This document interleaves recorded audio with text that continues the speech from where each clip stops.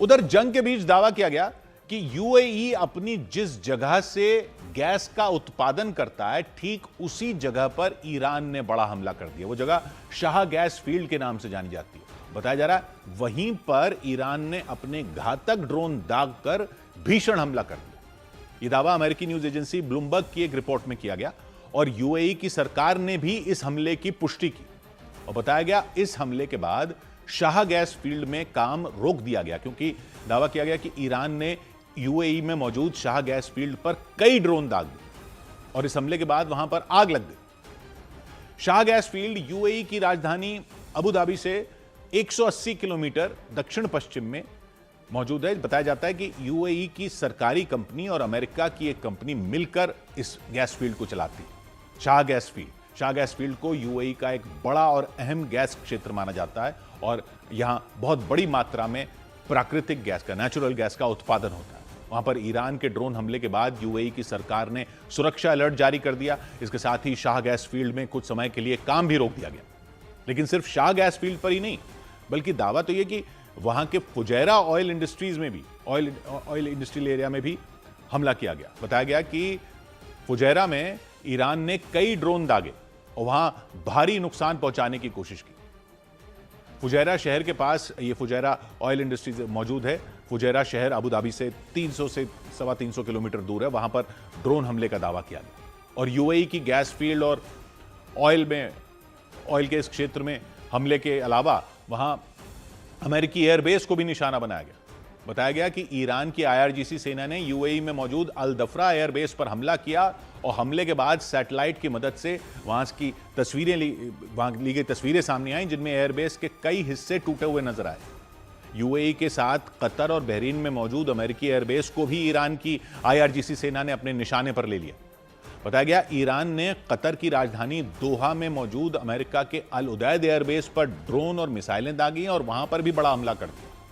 दोहा का अल उदैद एयरबेस पश्चिम एशिया में अमेरिका का सबसे बड़ा सैन्य ठिकाना माना जाता है, जहां पर कुछ दिन पहले भी ईरान ने बैलिस्टिक मिसाइलों से हमला कर दिया था और कतर के रक्षा मंत्रालय ने उस हमले की पुष्टि भी की थी।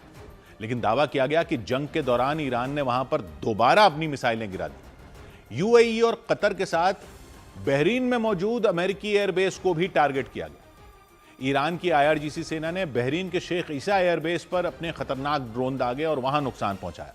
यूएई, कतर और बहरीन इन जगहों पर हुए हमलों में अमेरिका के 13 सैनिक मारे गए, ऐसा दावा है। 200 से ज्यादा अमेरिकी सैनिक घायल भी हो गए। उधर ईरान के लगातार हमलों से इजरायल में दहशत मच गई। इजरायल के तेल अवीव शहर में देर रात एक के बाद एक कई मिसाइल हमले हुए और इन हमलों से पहले वहां तेज आवाज में सायरन भी बजे और सायरन की आवाज सुनते ही सड़कों पर मौजूद लोग दहशत में आ गए। उन्होंने तुरंत बंकरों की तरफ भागना शुरू कर दिया और कुछ मिनटों बाद वहां आसमान में मिसाइल दिखाई दी। लोग जा रहे हैं शेल्टर में। अब देखना होगा कि किस और जो है अटैक होगा। ये बार बार अटैक हो रहे हैं ईरान की तरफ से। ये आप देख सकते हैं, ये मिसाइल अटैक लॉन्च किया गया। इसके थोड़ी देर बाद तेल अवीव के एक दूसरे इलाके में भी हमला हुआ। उस हमले से पहले भी वहां जोर जोर से सायरन बजे। इसके बाद ईरान की तरफ से दागी गई मिसाइल नजर आई। वो तेजी से अपने टारगेट की तरफ बढ़ रही थी। कुछ सेकंड बाद वहां जोरदार धमाका हुआ। बच गई है फिर से सायरन। तेल अवीव में ईरान की तरफ से मिसाइल अटैक फिर से लॉन्च किया गया। ये आप देख सकते हैं न्यूज 18 इंडिया के कैमरा में कैद किस तरीके से मिसाइल जो है आगे बढ़ रहा है। दावा किया गया कि पिछले 12 घंटे में ईरान ने इजरायल के तेल अवीव में 6 हवाई हमले किए। ये हवाई हमले तेल अवीव के अलग अलग इलाकों में किए गए। इसकी वजह से वहां रहने वाले लोग खौफ से भर गए और बंकरों में जाकर छिप गए। और इस सबके बीच ईरान ने इजरायल के तेल अवीव से कुछ दूरी पर मौजूद एक रेलवे स्टेशन पर हमला कर दिया। इसकी वजह से उस स्टेशन को भारी नुकसान हुआ। हमले के बाद न्यूज 18 की टीम वहां पहुंची और वहां चारों तरफ बर्बादी के निशान नजर आए। वहां कांच के टुकड़े बिखरे दिखाई दिए। इसके अलावा ट्रेन स्टेशन की छत भी टूटी नजर आई। हमले में वहां लगे एस्केलेटर को भी काफी नुकसान हुआ। इसकी वजह से वो चलना बंद हो गया। ईरान के मिसाइल हमले ने उस ट्रेन स्टेशन की सूरत ही बदल दी। रेलवे ट्रैक के दोनों तरफ मलबा बिखरा नजर आया। लोग खौफ से भरे दिखे। ईरान की तरफ से किया गया यह हमला तेल अवीव से कुछ ही दूरी पर हुआ। इस हमले से आसपास के कई इलाके दहल गए। ईरान की तरफ से दागे गए मिसाइल की वजह से इस ट्रेन स्टेशन में तबाही हुई है। आप देख सकते हैं मिसाइल यहां पे गिरा है और इर्द गिर्द तबाही मची है और न्यूज 18 इंडिया की टीम है रियल ग्राउंड जीरो पर।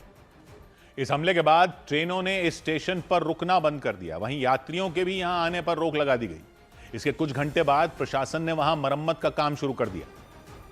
उधर पश्चिमी मीडिया के मुताबिक ईरान के खिलाफ चल रही जंग के बीच इजरायल ने अल अक्सा मस्जिद को ईद तक बंद रखने का फैसला कर लिया। इजरायल के पूर्वी यरूशलेम में अल अक्सा मस्जिद मौजूद है।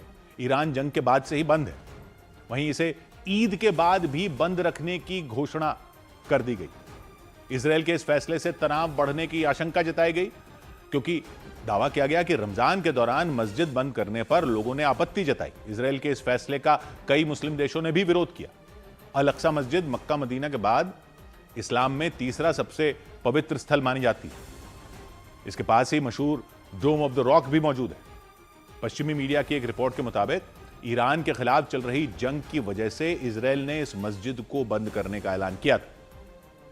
क्योंकि यहाँ पे बहुत ज्यादा खौफ है लोगों में, क्योंकि बार बार सायरन्स बजती है, बार बार ईरान की तरफ से मिसाइल अटैक किए जा रहे हैं और लोगों को शेल्टर में भागना पड़ता है। इजरायल ने ईरान की तरफ से हो रहे हमलों का हवाला देते हुए मस्जिद बंद करवा दी, लेकिन दावा किया गया कि फिलिस्तीन समेत 8 देशों ने इस पाबंदी पर कड़ा एतराज जताया। अल अक्सा मस्जिद इजरायल के पूर्वी यरूशलेम में मौजूद है। पूर्वी यरूशलेम का वो हिस्सा है जो 1967 के युद्ध के बाद से इजरायल के कब्जे में आ गया था।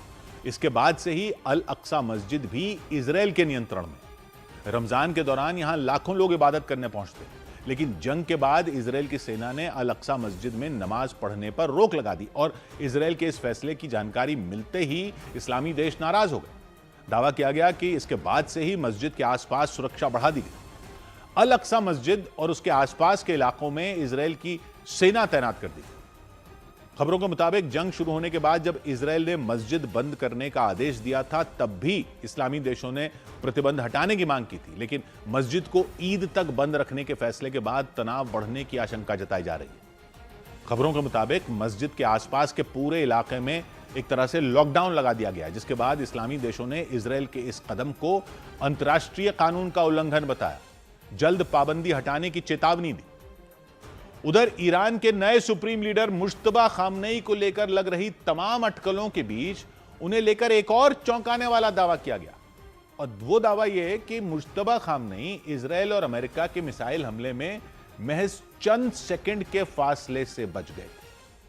यह दावा ब्रिटेन के अखबार द टेलीग्राफ की एक रिपोर्ट में किया गया। उस रिपोर्ट में ईरान के कुछ अधिकारियों के बयानों का हवाला दिया गया और उन अधिकारियों के मुताबिक मुश्तबा खामनेई इजरायल और अमेरिका के हमले में बाल बाल बचे थे। दावा है उनसे कुछ ही सेकंड की दूरी पर दूरी रह गई थी। मौत उनसे कुछ ही सेकंड की दूरी पर खड़ी थी। यह हमला 28 फरवरी को हुआ था। वो युद्ध का पहला दिन था।